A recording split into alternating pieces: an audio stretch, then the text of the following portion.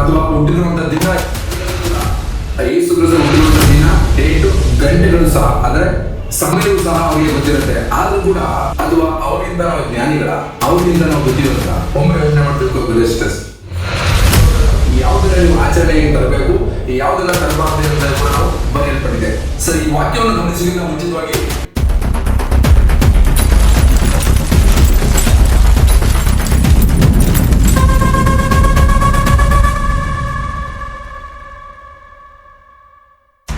Price lord brothers and sisters, ಕರ್ತನಾದ ಯೇಸು ಕ್ರಿಸ್ತರ ನಾಮದಲ್ಲಿ ನಿಮ್ಮೆಲ್ಲರನ್ನು ವಂದಿಸುವನಾಗಿದ್ದೇನೆ. ಸತ್ಯವೇದ ವಾಕ್ಯಗಳನ್ನು ವಿಚಾರ ಮಾಡಿ ಆ ವಾಕ್ಯಗಳ ವಿವರಣೆಗಳನ್ನು ತಿಳಿದುಕೊಂಡು ಸತ್ಯದಲ್ಲಿ ನೆಲೆಗೊಳ್ಳೋಣ ಎಂಬುವಂತ ಕಾರ್ಯಕ್ರಮಕ್ಕೆ ನಿಮ್ಮೆಲ್ಲರನ್ನು ನಾನು ಆಹ್ವಾನಿಸುವನಾಗಿದ್ದೇನೆ. ಬ್ರದರ್ಸ್ ಸಿಸ್ಟರ್ಸ್, ಈ ಭಾಗದಲ್ಲಿ ನಾವು ಯಾವ ವಚನವನ್ನು ಧ್ಯಾನಿಸಿ ತಿಳ್ಕೊಳ್ಳೋಣ ಎಂಬುದಾಗಿ ಕೇಳೋದಾದ್ರೆ ಕ್ರಿಸ್ಮಸ್ ಬಗ್ಗೆ ಗಮನಿಸಿ ತಿಳ್ಕೊಂಡು. ಯಾಕಂದ್ರೆ ಡಿಸೆಂಬರ್ ಬಂತು ಅಂದ್ರೆ ನಾವೆಲ್ಲರೂ ಯೇಸು ಕ್ರಿಸ್ತನಿಗೆ ಭಯ ಭಕ್ತಿಯಿಂದ ಕ್ರಿಸ್ಮಸ್ ಹಬ್ಬವನ್ನು ಮಾಡುವವರಾಗಿರ್ತೇವೆ ಅಥವಾ ಯೇಸುವಿನ ಜನನ ಎಂಬುದಾಗಿ ಕೊಂಡಾಡುವವರಾಗಿರ್ತೇವೆ. ಸೊ ಇದನ್ನು ನಾವು ಭಕ್ತಿ ಎಂಬುದಾಗಿ ಹೇಳಿ ದೇವರನ್ನು ಆರಾಧಿಸುವವರಾಗಿರ್ತೇವೆ, ದೇವರನ್ನು ಪ್ರಕಟಪಡಿಸುವವರಾಗಿರ್ತೇವೆ.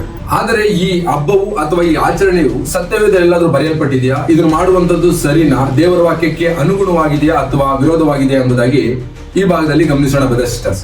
ಯಾಕಂದ್ರೆ ಡಿಸೆಂಬರ್ ತಿಂಗಳು ಬಂದ ತಕ್ಷಣ ಇದು ಡಿಸೆಂಬರ್ ತಿಂಗಳು ಯೇಸು ಕ್ರಿಸ್ತರು ಹುಟ್ಟಿರುವಂತಹ ತಿಂಗಳು ಅಥವಾ ಹುಟ್ಟಿರುವಂತಹ ದಿನ ಎಂಬುದಾಗಿ ಅನೇಕ ಉಪದೇಶಕರು ಅಥವಾ ಅನೇಕ ಉಪದೇಶಗಳಿವೆ. ಆದರೆ ಯೇಸು ಕ್ರಿಸ್ತರು ಹುಟ್ಟಿರುವಂತದ್ದು ಡಿಸೆಂಬರ್ ತಿಂಗಳ ಅಥವಾ ಡಿಸೆಂಬರ್ 25ನೇ ತಾರೀಕು, ಇದೆಲ್ಲಾದ್ರೂ ಸತ್ಯವೇದಲ್ಲಿ ಬರೆಯಲ್ಪಟ್ಟಿದ್ಯಾ ಅಥವಾ ಈ ರೀತಿಯಾಗಿ ಆದಿ ಅಪೊಸ್ತಲರಾಗಿರ್ಬೋದು ಅಥವಾ ಯೇಸು ಕ್ರಿಸ್ತನ ಶಿಷ್ಯರಾಗಿರ್ಬೋದು ಇದನ್ನು ಆಚರಿಸಿದಾರ ಎಂಬುದಾಗಿ ಸತ್ಯವೇದದಲ್ಲಿ ಗಮನಿಸೋಣ.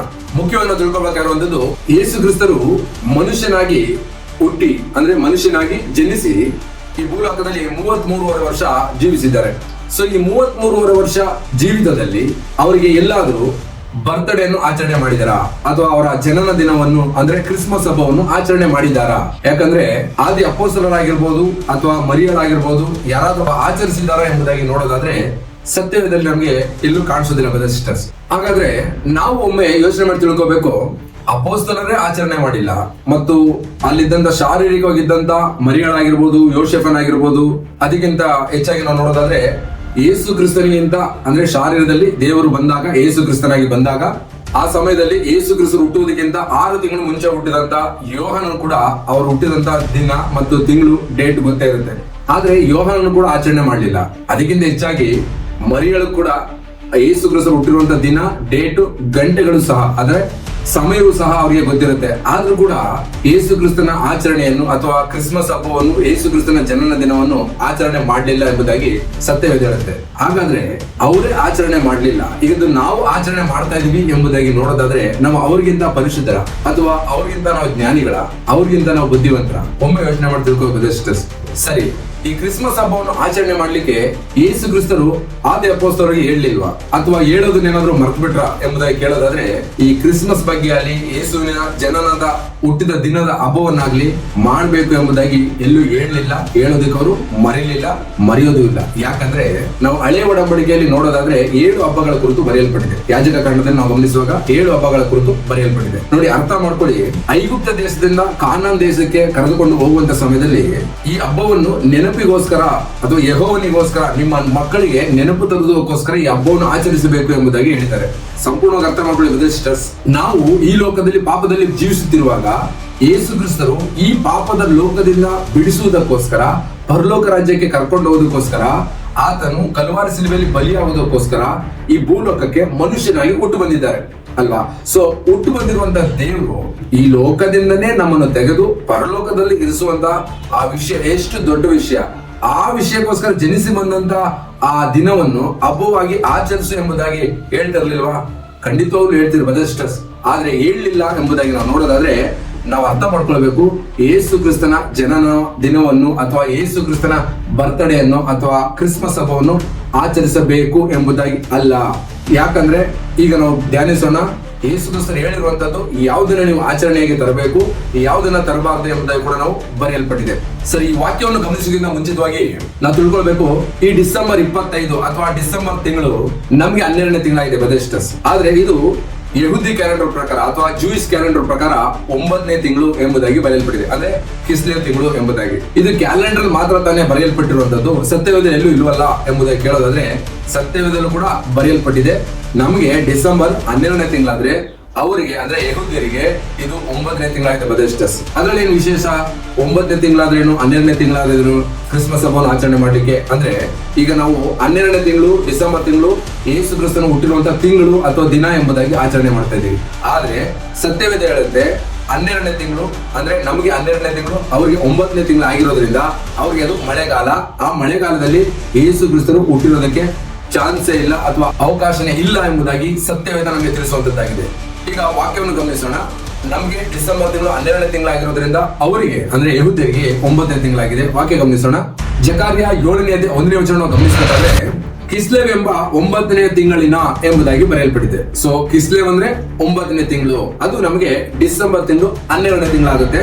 ಸೊ ನಿಮ್ಗೆ ಕ್ಯಾಲೆಂಡರ್ ಬಗ್ಗೆ ಗೊತ್ತಿದ್ರೆ ಗೂಗಲ್ ಅಲ್ಲಿ ಒಂದ್ಸಲ ಸರ್ಚ್ ಮಾಡಿ ತಿಳ್ಕೋಬಹುದು ಬ್ರದರ್ ಸಿಸ್ಟರ್ಸ್. ಸೊ ಇದು ಮಳೆಗಾಲ ಎಂಬುದಾಗಿ ಬರೆಯಲ್ಪಟ್ಟಿದೆ. ಎಲ್ಲಿ ಬರೆಯಲ್ಪಟ್ಟಿದೆ? ಎಜ್ರ 10ನೇ ಅಧ್ಯಾಯ 9ನೇ ವಚನ ನಾವು ಗಮನಿಸಬೇಕಾದ್ರೆ 9ನೇ ತಿಂಗಳಿನ 25ನೇ ದಿನದಲ್ಲಿ ದೊಡ್ಡ ಮಳೆ ದೆಸೆಯಿಂದಲೂ ಎಂಬುದಾಗಿ ಬರೆಯಲ್ಪಟ್ಟಿದೆ. ನೋಡಿ, 9ನೇ ತಿಂಗಳು ಅಂದ್ರೆ ಕಿಸ್ಲೇವ್ ತಿಂಗಳಲ್ಲಿ ದೊಡ್ಡ ಮಳೆಗಾಲ ಅವರಿಗೆ ಅಂತ ವಾಕ್ಯದಲ್ಲಿ ಬರೆಯಲ್ಪಟ್ಟಿದೆ. ಅರ್ಥ ಮಾಡ್ಕೊಳ್ಳಿ. ನಮಗೆ ಡಿಸೆಂಬರ್ 12ನೇ ತಿಂಗಳು ಅವರಿಗೆ 9ನೇ ತಿಂಗಳು. ಸೊ ಈ ಟೈಮಲ್ಲಿ ಯೇಸು ಕ್ರಿಸ್ತರು ಹುಟ್ಟಲು ಹೇಗೆ ಸಾಧ್ಯ? ಯಾಕಂದ್ರೆ ನಾವು ಸತ್ಯದಲ್ಲಿ ಗಮನಿಸ್ತೀವಿ, ಯೇಸು ಕ್ರಿಸ್ತರು ಹುಟ್ಟಿರುವಂತಹ ತಿಂಗಳಲ್ಲಿ ಹೊಲದಲ್ಲಿ ಕುರುಬರು ಕುರಿ ಕಾಯ್ತಾ ಇದ್ರು ಮತ್ತು ಜೋಯಿಸರಿಗೆ ನಕ್ಷತ್ರ ಕಾಣಿಸಿದೆ ಎಂಬುದಾಗಿ. ಆದ್ರೆ ಇಲ್ಲಿ ಮಳೆಗಾಲ ಬಂದಿದೆ. ಸೊ ಹಾಗಾದ್ರೆ 9ನೇ ತಿಂಗಳಲ್ಲಿ ಅಥವಾ ನಮಗೆ ಡಿಸೆಂಬರ್ 12ನೇ ತಿಂಗಳಲ್ಲಿ ಹುಟ್ಟೋದಕ್ಕೆ ಯೇಸು ಕ್ರಿಸ್ತರು ಚಾನ್ಸ್ ಇಲ್ಲ ಅಥವಾ ಅವಕಾಶನೇ ಇಲ್ಲ ಎಂಬುದಾಗಿ ನಮಗೂ ನಿಮಗೂ ಕೊಡಲ್ಪಟ್ಟಿರುವಂತಹ ಸತ್ಯವೇದ ಹೇಳ್ತಾ ಇದೆ ಬ್ರದರ್ಸ್. ನಾವು ಹಬ್ಬ ಮಾಡುವಂತದ್ದು ದೇವರ ವಾಕ್ಯಕ್ಕೆ ಅನುಗುಣವಾಗಿರ್ಬೇಕು. ದೇವರ ವಾಕ್ಯಕ್ಕೆ ವಿಧೇಯರಾಗಿ ದೇವರ ವಾಕ್ಯದ ಪ್ರಕಾರ ನಡೆದರೆ ಸಾಕು ಬ್ರದರ್ಸ್. ನಾವು ದೇವರ ವಾಕ್ಯವನ್ನು ಮೀರಿ ನಡೆಯೋದಾದ್ರೆ ನಾವು ಮಾಡುವಂತ ಒಂದೊಂದು ಕಾರ್ಯಗಳು ದೇವರ ಮುಂದೆ ವ್ಯರ್ಥವಾಗಿರ್ತದೆ. ನೀವು ಯೇಸು ಕ್ರಿಸ್ತನನ್ನು ಪ್ರೀತಿಸುವಂತದ್ದು ಪರಲೋಕ ರಾಜ್ಯವನ್ನು ಸೇರಬೇಕು ಎಂಬುದಾಗಿ. ಯೇಸು ಕ್ರಿಸ್ತರು ಹೇಳ್ತಾರೆ, ನನ್ನನ್ನು ಪ್ರೀತಿಸುವವನು ನನ್ನ ವಾಕ್ಯವನ್ನು ಕೈಗೊಂಡು ನಡೆಯುವನು ಎಂಬುದಾಗಿ.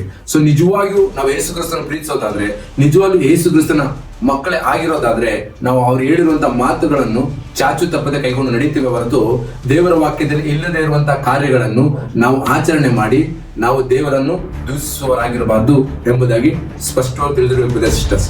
ಸರಿ, ವಾಕ್ಯ ಗಮನಿಸೋಣ. ಮತ್ತಾಯನ ಬರೆದ ಸುವಾರ್ತೆ 2ನೇ ವಚನವನ್ನು ಗಮನಿಸಬೇಕಾದ್ರೆ ಆತನನ್ನು ಸೂಚಿಸುವ ನಕ್ಷತ್ರವು ನಾವು ಮೂಡಣ ದೇಶದಲ್ಲಿ ಕಂಡು ಎಂಬುದಾಗಿ ಬರೆಯಲ್ಪಟ್ಟಿದೆ. ನೋಡಿ, ನಕ್ಷತ್ರ ಕಾಣಬೇಕು ಅಂದ್ರೆ ಅದು ಮಳೆಗಾಲದಲ್ಲಿ ಆಗೋದಿಲ್ಲ ಅಲ್ವಾ? ಸೊ ಹಾಗಾದ್ರೆ 9ನೇ ತಿಂಗಳು ಅಂದ್ರೆ ಡಿಸೆಂಬರ್ ತಿಂಗಳಲ್ಲಿ ಅವ್ರಿಗೆ ಮಳೆಗಾಲ ಆಗಿದೆ, ನಕ್ಷತ್ರ ಬರಲು ಹೇಗೆ ಸಾಧ್ಯ? ಒಮ್ಮೆ ಯೋಚನೆ ಮಾಡಿ ನೋಡಿ. ಇನ್ನೊಂದು ವಚನ ಗಮನಿಸೋಣ. ಮತ್ತಾಯ 2ನೇ 9ನೇ ವಚನ. ಮೂಡಣ ದೇಶದಲ್ಲಿ ಕಂಡ ನಕ್ಷತ್ರವು ಅವರ ಮುಂದೆ ಮುಂದೆ ನಡೆದು ಎಂಬುದಾಗಿ ಬರೆಯಲ್ಪಟ್ಟಿದೆ. ಅಂದ್ರೆ ಈ 2ನೇ ಸಲ ಅಂದ್ರೆ 2 ಸಾಕ್ಷಿಗಳಿದೆ ಬ್ರದರ್ ಸಿಸ್ಟರ್ಸ್. ಅರ್ಥ ಮಾಡ್ಕೊಳ್ಳಿ.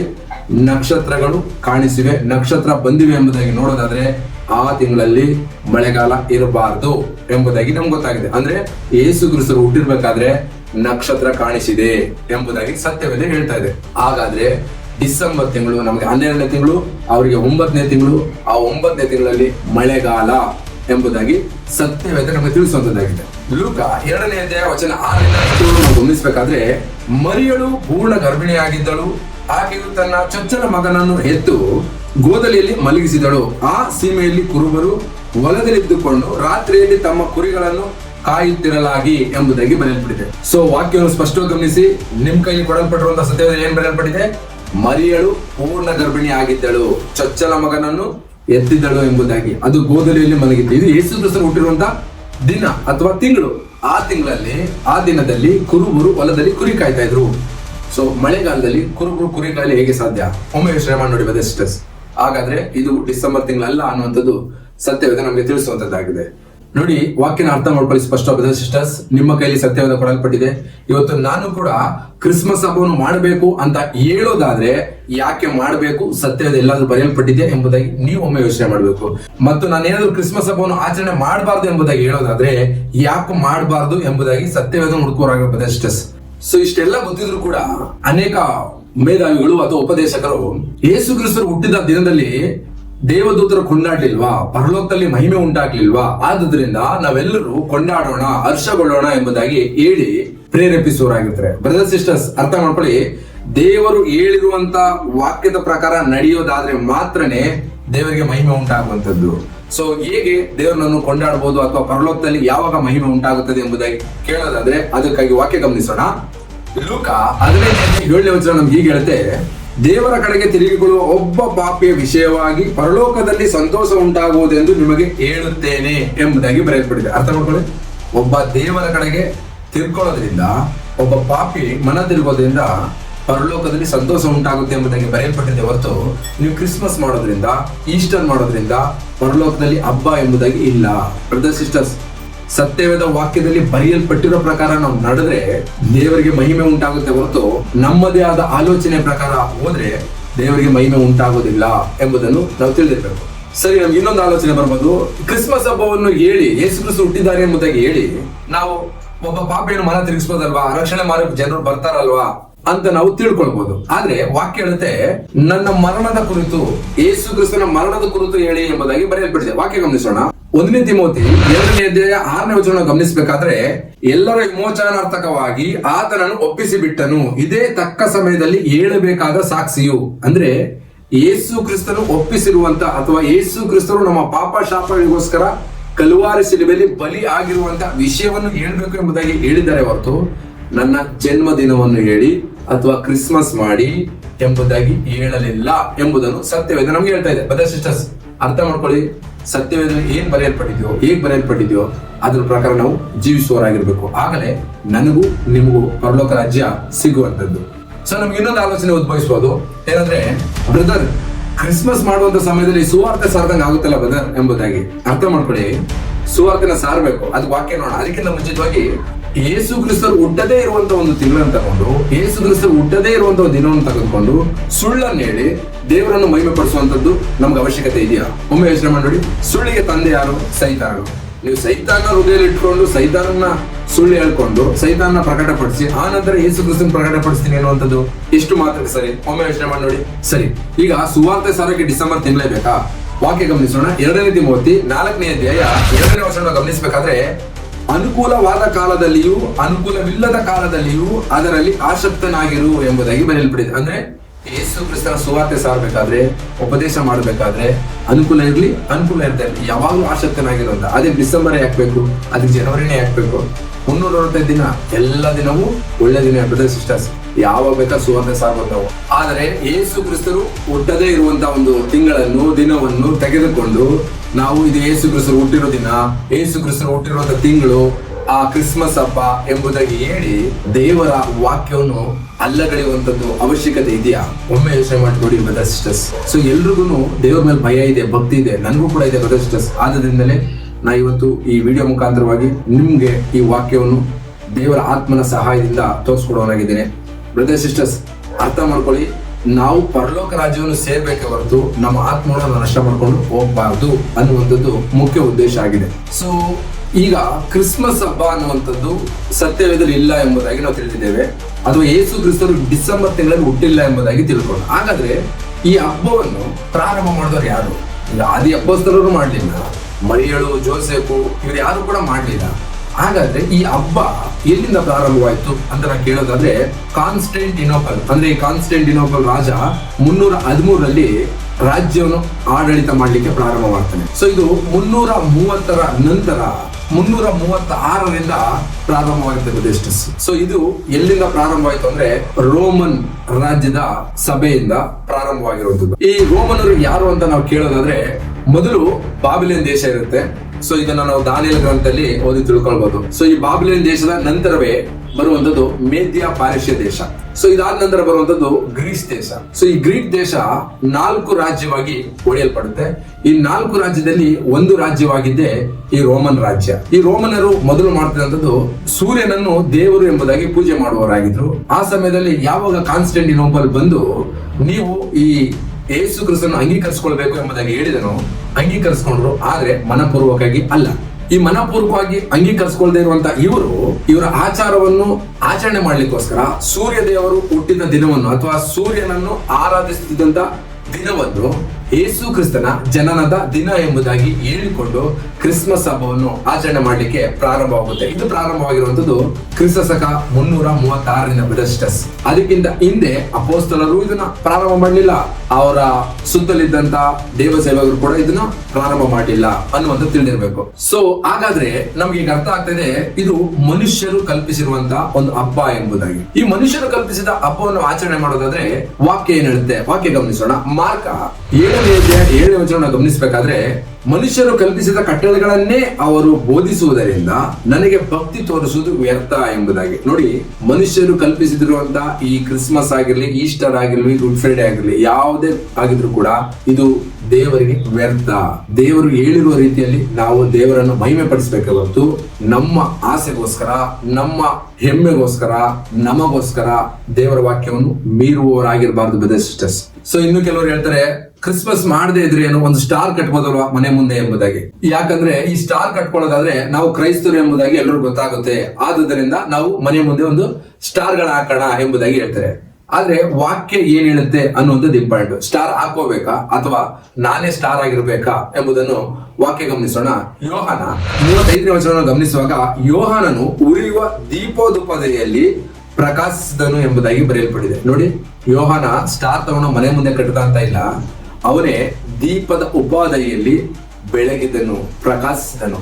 ಇವತ್ತು ನಾವು ನೀವು ಕೂಡ ನಮ್ಮ ಕುಟುಂಬದಲ್ಲಿ ನಾವು ಬೆಳಕಾಗಿರ್ಬೇಕು, ನಮ್ಮ ಇರುವಂತ ಅಕ್ಕಪಕ್ಕದ ನೆರೆಯವರಿಗೆ ಬೆಳಕಾಗಿರ್ಬೇಕು, ನಮ್ಮ ದೇಶಕ್ಕೆ ನಾವು ಬೆಳಕಾಗಿರ್ಬೇಕೆ ಹೊರತು ಒಂದು ಸ್ಟಾರ್ ಕಟ್ಟೋದ್ರಿಂದ ಏನು ಆಗಲ್ಲ ಬ್ರದರ್ಸ್ ಸಿಸ್ಟರ್ಸ್. ಸೊ ನಾವಿನ್ನೂ ಒಂದು ವಾಕ್ಯವನ್ನು ಗಮನಿಸೋದಾದ್ರೆ, ಫಿಲಿಪ್ಪ 2:16ನೇ ವಚನ ನಾವು ಗಮನಿಸುವಾಗ, ಸರ್ವರಿಗೂ ಜೀವದಾಯಕ ವಾಕ್ಯವನ್ನು ತೋರಿಸಿಕೊಡುವವರಾಗಿದ್ದು ಲೋಕದೊಳಗೆ ಹೊಳೆಯುವ ಜ್ಯೋತಿರ್ಮಂಡಲಗಳಂತೆ ಕಾಣಿಸುವವರಾಗಿದ್ದೀರಲ್ಲ ಎಂಬುದಾಗಿ ಬರೆಯಲ್ಪಟ್ಟಿದೆ. ವಾಕ್ಯನ ಸ್ಪಷ್ಟವಾಗಿ ಅರ್ಥ ಮಾಡ್ಕೊಳ್ಳಿ ಬ್ರದರ್ಸ್ ಸಿಸ್ಟರ್ಸ್. ನಾವು ಸರ್ವ ಜನರಿಗೆ ವಾಕ್ಯವನ್ನು ತೋರಿಸುವುದರಲ್ಲಿ ಹೊಳೆಯುವ ಜ್ಯೋತಿರ್ಮಂಡಲಗಳಂತೆ ಇರಬೇಕು ಎಂಬುದಾಗಿ ಸತ್ಯವೇದ ನಮ್ಗೆ ಹೇಳ್ತಾ ಇದೆ. ಆದ್ರೆ ನಾವೇನ್ ಮಾಡ್ತಾ ಇದೀವಿ, ಒಂದು ಸ್ಟಾರ್ ಕಟ್ಟುವಂಥದ್ದು, ಹಬ್ಬ ಮಾಡುವಂಥದ್ದು, ಇದನ್ನ ಸತ್ಯವೇದ ನಮ್ಗೆ ಹೇಳ್ಕೊಡುವಂಥದ್ದು. ಬ್ರದರ್ಸ್ ಸಿಸ್ಟರ್ಸ್, ಇವತ್ತು ನಮ್ಮಂತ ಉಪದೇಶಕರು, ನನ್ನನ್ನು ಸೇರಿಸಿ ಹೇಳ್ತಾ ಇದ್ದೀನಿ ಬ್ರದರ್ಸ್ ಸಿಸ್ಟರ್ಸ್. ಸೊ ನಿಮಗೆ ಕಲಿಸುವಂತ ಉಪದೇಶಕರು ಅಂದ್ರೆ ನಮ್ಮ ಉಪದೇಶಕರ ವಿರುದ್ಧವಾಗಿ ಮಾತಾಡ್ತಿದ್ದಾರೆ ಎಂಬುದಾಗಿ ಅನೇಕರು ನೆನೆಸೋರಾಗಿರ್ತೀರ. ಆದುದರಿಂದ ನನ್ನನ್ನೇ ಸೇರಿಸಿ ಮಾತಾಡ್ತಾ ಇದ್ದೀನಿ ನಾನು. ನಾವು ಹೇಳುವಂತ ಬೋಧನೆಯನ್ನು ಕೇಳಿ, ನೀವು ನಮ್ಮ ಕಲ್ಪನೆಗಳನ್ನು ಕೇಳಿ ನರಕಕ್ಕೆ ಹೋಗಬೇಡಿ.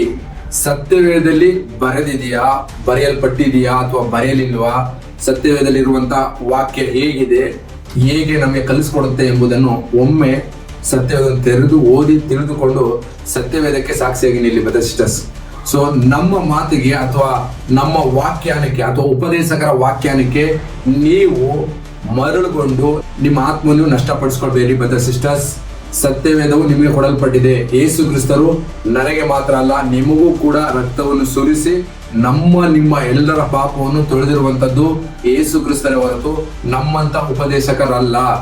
ಮೊದಲು ಉಪದೇಶಕರ ಮಾತನ್ನು ಕೇಳುವುದನ್ನು ಬಿಟ್ಟು ಸತ್ಯವೇದವನ್ನು ಓದಿ. ನೀವು ಕೇಳುವುದನ್ನು ಬಿಟ್ಟುಬಿಡಿ. ಅಂದ್ರೆ ಅವರು ಕೊಡುವಂತ ವಾಕ್ಯವನ್ನು ಇದು ಸರಿಯಾಗಿದೆಯಾ ಇಲ್ಲವಂತ ವಿವೇಚನೆ ಮಾಡಿ ನೋಡಿ. ಯಾಕಂದ್ರೆ ಅಪೊಸ್ತಲರ ಕೃತ್ಯಗಳು 17:11ನೇ ವಚನ ನಾವು ಗಮನಿಸಬೇಕಾದ್ರೆ, ಪೌಲ ಮತ್ತೆ ಶೀಲ ಉಪದೇಶ ಮಾಡ್ಬೇಕಾದ್ರೆ ಆಗಿದ್ದಂತ ಬೆರೋಯ ಪಟ್ಟಣದವರು ಇವ್ರು ಹೇಳ್ತಾರ ಸತ್ಯನ ಸುಳ್ಳ ಎಂಬುದಾಗಿ ವಿವೇಚನೆ ಮಾಡಿ ತಿಳ್ಕೊಳ್ತಾ ಇದ್ರು. ಸೊ ಆ ರೀತಿಯಾಗಿ ಯಾರೇ ಉಪದೇಶ ಮಾಡ್ಲಿ ಅದನ್ನು ಇವ್ರು ಹೇಳ್ತಾ ಇರುವಂತ ಸತ್ಯನ ಸುಳ್ಳ ಎಂಬುದಾಗಿ ಒಮ್ಮೆ ಸತ್ಯವೇದವನ್ನು ತೆರೆದು ಓದಿ ಆ ಸತ್ಯವೇದಕ್ಕೆ ಸಾಕ್ಷಿಯಾಗಿ ನಿಲ್ಲಬೇಕಾಗಿ ನಾನು ಬೇಡಿಕೊಳ್ಳುವನಾಗಿದ್ದೇನೆ ಬ್ರದರ್ಸ್ ಸಿಸ್ಟರ್ಸ್. ಸೊ ಇಲ್ಲಿವರೆಗೂ ನಾವು ಗಮನಿಸಿ ತಿಳ್ಕೊಂಡಂಥದ್ದು, ಕ್ರಿಸ್ಮಸ್ ಹಬ್ಬ ಅನ್ನುವಂಥದ್ದು ಸತ್ಯವೇದದಲ್ಲಿ ಬರೆಯಲಿಲ್ಲ. ಒಂದು. ಎರಡನೇದು, ಇದನ್ನು ಯಾರು ಕೂಡ ಸತ್ಯವೇದಲ್ಲಿರುವಂತಹ ಸೇವಕರಾಗಿರ್ಲಿ, ಅಪೊಸ್ತಲರಾಗಿರ್ಲಿ ಯಾರು ಆಚರಣೆ ಮಾಡಲಿಲ್ಲ. ಸೊ ಮೂರನೇದಾಗಿ, ಇದು ಮನುಷ್ಯರು ಕಲ್ಪಿಸಿರುವಂತಹ ಒಂದು ಕಟ್ಟಲೆ, ಅದನ್ನು ಕೈಗೊಂಡು ನಡೆಯೋದಾದ್ರೆ ದೇವರಿಗೆ ಅದು ವ್ಯರ್ಥವಾದ ಕಾರ್ಯ. ನಾಲ್ಕನೇದಾಗಿ, ಸ್ಟಾರ್ ಕಟ್ಟೋದಲ್ಲ, ನಾವು ಬಾಗಿಲು ಮುಂದೆ ನಾವೇ ಮತ್ತವರಿಗೆ ಬೆಳಕಾಗಿರಬೇಕು ಎಂಬುದಾಗಿ ಇಲ್ಲಿವರೆಗೂ ಗಮನಿಸಿ ತಿಳ್ಕೊಂಡೆವು. ಸೊ ಇದ್ರ ಬಗ್ಗೆ ನಿಮ್ಗೆ ಏನಾದ್ರು ಸಂಶಯ ಇರುವುದಾದ್ರೆ ಸ್ಕ್ರೀನ್ ಮೇಲೆ ಬರುವಂತ ನಂಬರ್ಗೆ ಕರೆ ಮಾಡಿ ತಿಳಿಸಬಹುದು ಅಥವಾ ವಾಟ್ಸ್ಆಪ್ ಮುಖಾಂತರ ಸಂದೇಶವನ್ನು ಕಳುಹಿಸಬಹುದು. ಇಲ್ಲಿವರೆಗೂ ವಾಕ್ಯದ ಅರ್ಥಗಳನ್ನು ತಿಳ್ಕೊಳ್ಳಿಕ್ಕೆ ದೇವರು ಸಹಾಯ ಮಾಡೋದಕ್ಕಾಗಿ ದೇವರ ನಾಮಕ್ಕೆ ಮಹಿಮೆ ಉಂಟಾಗಲಿ. ಸೊ ಮತ್ತೊಂದು ಆವರ್ತಿ ನಿಮ್ಮೆಲ್ಲರನ್ನು ಕರ್ತನಾದ ಯೇಸು ಕ್ರಿಸ್ತನ ನಾಮದಲ್ಲಿ ಆಶೀರ್ವದಿಸುತ್ತಾ ವಂದನೆ ಸಲ್ಲಿಸುತ್ತಾ, ಕರ್ತನಾದ ಯೇಸು ಕ್ರಿಸ್ತನಿಗೆ ಸ್ತುತಿ, ಘನತೆ, ಗೌರವಗಳು ಆತನೊಬ್ಬನಿಗೆ ಸಲ್ಲಲಿ. ಆಮೇನ್.